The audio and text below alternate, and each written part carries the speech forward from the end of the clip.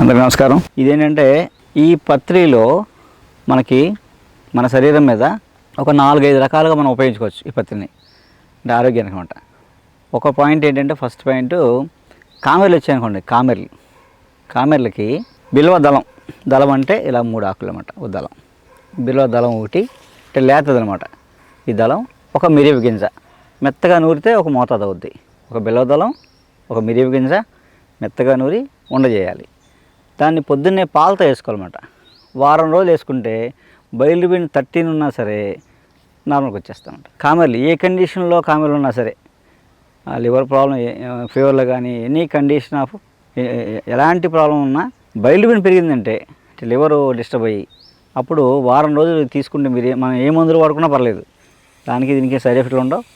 ఏ మందు వాడుకున్నా ఇది వాడితే తొందరగా బయలుబిన్ తగ్గిపోయి లివర్ ఫంక్షన్ మళ్ళీ నార్మల్ స్థితికి వచ్చేస్తుందన్నమాట. మళ్ళీ ఫార్ములా చెప్తాను చూడండి. బిల్వదళం ఒకటి, మిరియపు గింజ ఒకటి కలిపి మెత్తగా నూరితే ఒక మోతాదు.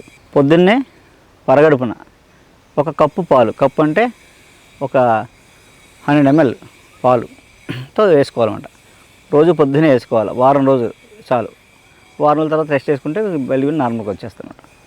కామెర్లు ఎలాంటి కామెర్లైనా తగ్గుతాయి. అలాగే బిల్వపత్రంతో మనం శరీర దుర్గంధం, మామూలుగా మనం ఎన్ని సోపులు పెట్టినా, ఎన్ని బాత్ పౌడర్లు పెట్టినా, ఎన్ని సెంట్లు కొట్టినా చాలామందికి శరీరతత్వంలో మార్పు వల్ల, లోపల ఇండైజెషన్ ప్రాబ్లం వల్ల శరీరం దుర్గంధం వస్తుంటుంది.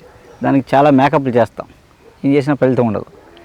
సో దానికి మంచి పరిష్కారం ఏంటంటే బిల్వదళం, మారేడు ఆకులు మెత్తగా నూరి శరీరం అంతా పూసుకొని ఒక 10 నిమిషాలు ఆగి స్నానం చేయాలన్నమాట.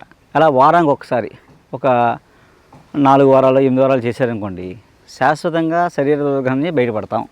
మధుమేహ వ్యాధికి మారేడు దళం, ఒక మారేడు దళం, ఒక తులసి దళం, అది 3 ఆకులదే, 2 మెత్తగా నూరి ఒక మాత్ర అన్నమాట. ఇది మనం మాత్రలు చేసి ఆరబెట్టి ఉంచుకోవచ్చు. మనం రోజు పొద్దున్నే 2 మాత్రలు ఒక 40 రోజులు వాడామనుకోండి, మధుమేహం కంట్రోల్ అయిపోతుంది.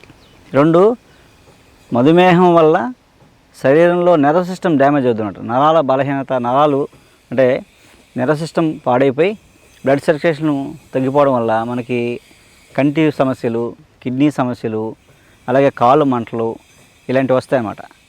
అందుకేంటంటే ఎప్పుడు మనకి మోడర్న్ సిస్టంలో నర్వ్ సిస్టమ్ కాపాడే మందులు లేవు. కాపాడాలంటే ఆయుర్వేదం, హోమియో, నేచురోపతి ఇలాంటివే ఆ మధుమేహం వల్ల వచ్చే సైడ్ ఎఫెక్ట్లని, కిడ్నీలని, కంటిని కాపాడుతాయి అన్నమాట. అందులో ప్రధానంగా మారేడు, తులసి దళం 2 కానీ మనం తీసుకుంటే ఎలాంటి సైడ్ ఎఫెక్ట్ లేకుండా శాశ్వత పరిష్కారం అన్నమాట.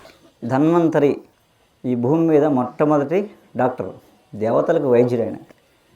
దేవతలకు కూడా సుఖాలు భోగాలు ఎక్కువైపోయి, అంటే ఒక చిన్న మాట చెప్తా, ఒకసారి తింటే యోగి, 2 సార్లు తింటే భోగి, 3 సార్లు తింటే రోగి. మనం 4 సార్లు తింటున్నాం. మొహమాటానికి ఎవరింటికి వెళ్తే ఇంకోసారి తింటాం. 6 సార్లు అంటే ఏమనాలి, మనం పరమరోగి అనాలి అండి. అంటే మనకు సుఖాలు భోగాలు ఎక్కువైపోయి మనకు జబ్బులు ఇచ్చేసాయి. అలాగే దేవతలు కూడా ఒకప్పుడు సుఖాలు భోగాలు ఎక్కువై జబ్బులు ఇచ్చేస్తే అప్పుడు విష్ణుమూర్తి ధన్వంతరి రూపంలో వచ్చి దేవతలకు వైద్యం చేస్తాడు. అలా వచ్చినవాడు భూమి మీద మొట్టమొదటి డాక్టర్ ఎవరు అంటే వైద్యుడు ధన్వంతరి. విష్ణుమూర్తి ధన్వంతరి రూపంలో వస్తాడు, పాలసముద్రం జీవించినప్పుడు వస్తాడు. వచ్చి దేవతలు వైద్యం చేయడం కోసం అమృత కలశంతో వస్తాడు, అందరికీ అమృతం ఇస్తాడు అన్నమాట.